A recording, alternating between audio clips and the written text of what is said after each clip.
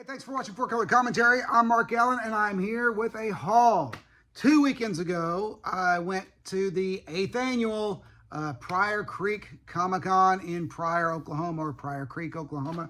I'm not sure what the difference is. But anyway, got a healthy little stack here. Haven't read most of them, so I'm not going to be able to, educate you historically on every piece, but just really neat books here, and some things that I'd always wanted. I'll mention those as I go, and some things that just fit runs that I'm trying to make to build, and so just a bunch of good stuff. And then there's stuff I just picked up because it was cool. Which, yeah, I know. I just described a comic book show, going to a comic book convention, and you do all of those things. But anyway, we're just going to go ahead and start, and I'm not going to take them out of the plastic. More and more, I get to where I don't like to do really long videos, and I may actually cut this or divide this up into 2 or 3 videos. We'll see as time goes along. But first of all, something I'd never had. I've had a lot of Treasury editions over the years, but something I've never had, and that is the Summer Edition C21, DC's Treasury size reprint of some Shazam stories. You'll know when you see the cover. Never owned this Treasury before, and was happy to get that at the con, and it didn't even have the diorama is still there and everything. Now, once years ago, I had a Superman Treasury. I got dupes. I got them very cheaply at a bookstore or some such, and I went ahead and cut the diorama out of one and put up the Superman diorama. It's so cool. And back in the day, I actually sold one of these dioramas while selling comics at a show. Somebody actually paid $5 for it. So it was just kind of neat. And but anyway, just there's that, and I never have had that, and I've always wanted it. So that is in my Treasury library now. This is an issue of a comic I've never had before. It's sharing a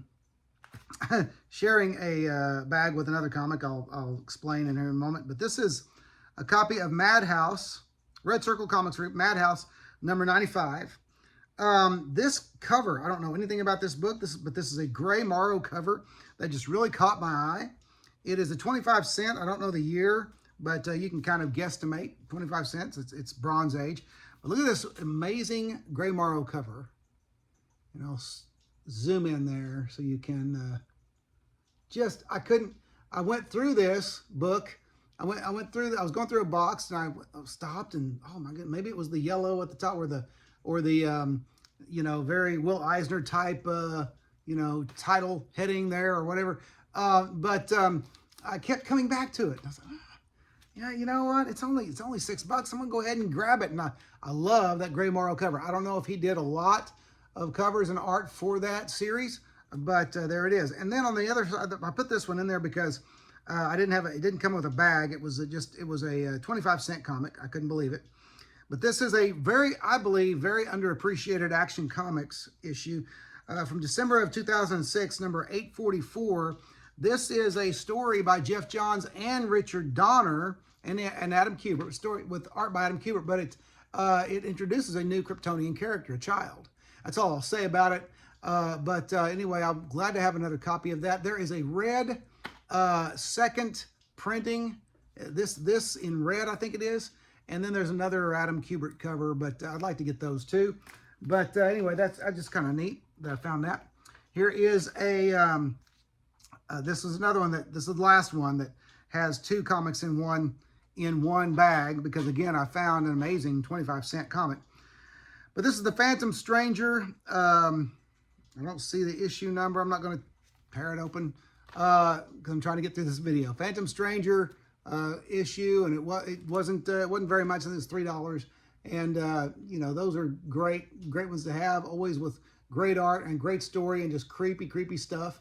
And so like that. But then on the other side, I actually found, and this is one of these books that's kind of a interesting phenomenon. It has gone up and down in price and in desirability the last few years, I think, as rumors have come and gone about this character being used in the MCU.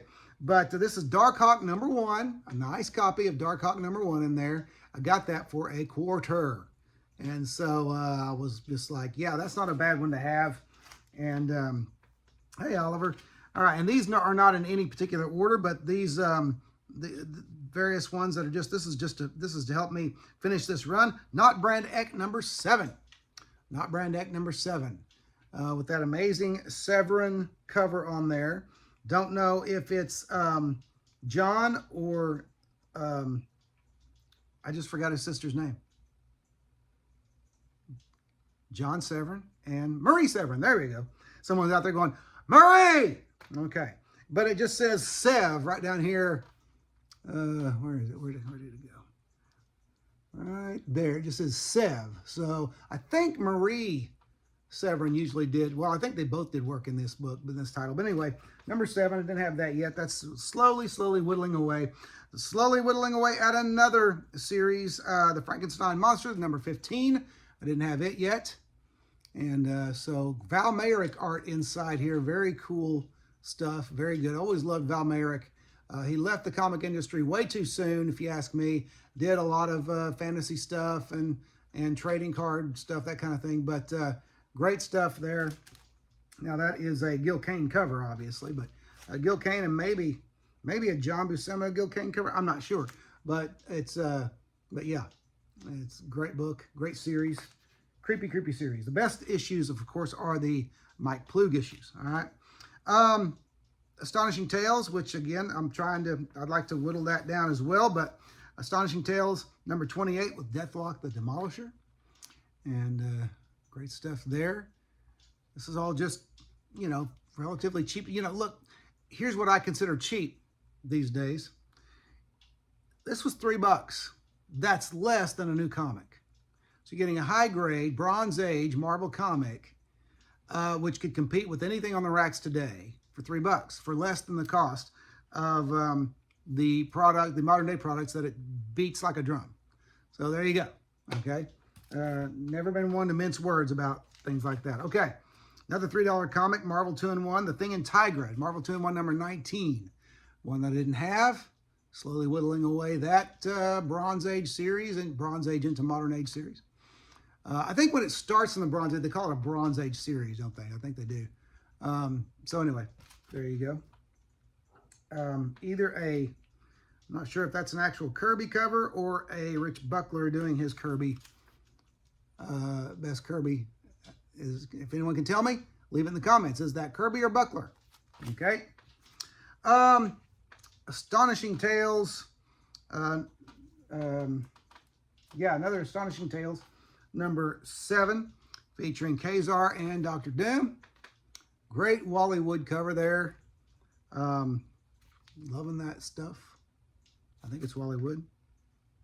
I know the Doc Doom and Black Panther are Wally Wood. Anyway, very cool stuff. There's certain poses and looks of characters that give the artist away.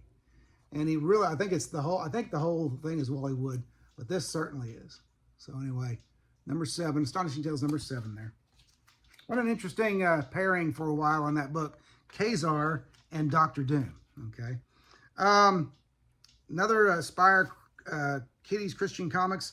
This is great shape for this thing. These spires, I'm telling you. Say what you want about the spires. A lot of people don't like them, don't hunt them, don't care about them. But they are difficult to find in high grade. This one is high grade. This is Barney Bear, home plate. With, of course, cover and art inside by the great Al Hartley. And so, very cool, bright yellow cover there. There's the spire. So cool stuff there. All right. Adventure into Fear with the Man-Thing, #12. Adventure into Fear, #12. Didn't have that one either. Well, actually, I don't think I have this one. What I'm finding is that when I go through my boxes that haven't been filed into or I got to get to that again.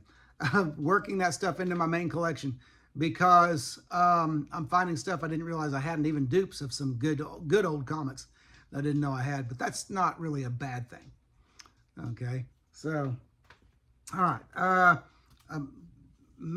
issue of a series I don't have a single issue of, but I've been wanting to hunt the whole thing down.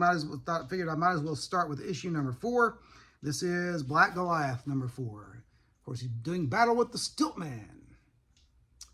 When giants clash. Couldn't read that backwards. When giants clash. Stiltman's not really a giant. He's a regular sized guy in a suit of armor that telescopes his legs. But okay. Battle of the Giants. This is one. Well, let me save it for last, and we'll get to the magazines. This was a dollar comic, another Marvel Classics comic, number 19. Classics Comics number 19. Robinson Crusoe. Great cover there. JB EC. I know that the EC is either inker Ernie Chan, or as he'd sometimes sign his name Ernie Chan, sometimes Ernie Chua, Chua. But JB. So I'm guessing a John Buscema cover. With Ernie Chan inks. Tell me what you think. JB. Who else would it be? It's not John Byrne. I know that. But anyway, so there's that. A Marvel 2-in-1 I didn't have in high grade with a great Jim Starlin cover. Marvel 2-in-1 number 6, The Thing and Doctor Strange. Cool stuff there. Nice and bright. And another bright yellow cover. Okay, the Madhouse, the Barney Bear, and then this Marvel 2-in-1. Great yellow covers. Okay, great yellow covers. And then finally, this book, a book that I've never owned and always wondered about. Can't wait to read it. Haven't read it yet. But it is a Joe Simon work. This is Brother Power the Geek, number 1. I don't even know how many of these there were, how long the series ran, but Brother Power the Geek, number 1. I've always heard this was just a wild, funky kind of comic, and some people joke about it. Some people have it in their collection and love it. But you know, we'll find out. I may even do a separate video on this. I'm gonna start doing more of those separate videos. I've got some introspective. Doing the Atlas Seaboard introspective series made me want to start doing that with other books and magazines. Comics and magazines and stuff like that. I'm going to do that, and I've got some ideas ahead. And I still plan on hopefully one day soon finishing the Atlas Seaboard retrospective. None of the books that I need, none of the Atlas books I need, I didn't see any of them at the con 2 weekends ago. But anyway, that will get done sooner or later. Okay, on to magazines. Marvel Preview presents number 15, a Star-Lord story and cover. Okay, great stuff there. Love the old black and white mags, even the old color mags. I just like the Bronze Age magazines of all of the companies. Okay, this is a Marvel Super Special magazines. So Marvel Super Special, I guess number 10, Star-Lord, and this is a color mag. Okay. So, cool stuff there. All right. Adding to my Rampaging Hulk series. This is Rampaging Hulk number 3. Love that cover. My son, when I showed my 15-year-old son that cover, when I got back and I showed him my haul, he was like, that is a cool cover. And this next one he liked as well. But that is a great painted cover. I almost dropped it. By Norm. I don't remember this guy. I know the name Norm, but I don't remember his first name. What's the first name of the artist, the artist that did paints for comics and magazine covers? No, his last name is Norm. What's his first name? Someone tell me. All right. And then with a Ken Barr cover, you have the Rampaging Hulk number 6 with this Showdown with the Submariner. That's going to be a fun read. Duel in the Dark Depths. So I love these Rampaging Hulk books, especially the early ones. Like I say, I like the color ones too, but I like the black and white ones. All right. Okay, some more magazines here. I now have both issues of this 2-issue series. Masters of Terror number 1. This one I'm going to do an introspective on because it has got some amazing creators in it. And I will on the second issue too. I haven't decided if I'm going to do, I think I'm going to do them separately, but I will do, since I've got the whole series, both, I'm going to go ahead and do a retrospective on those. But this is a great Great cover. I'm not sure who did that cover. I thought I knew, and now I don't. Actually, the name, I cannot read it.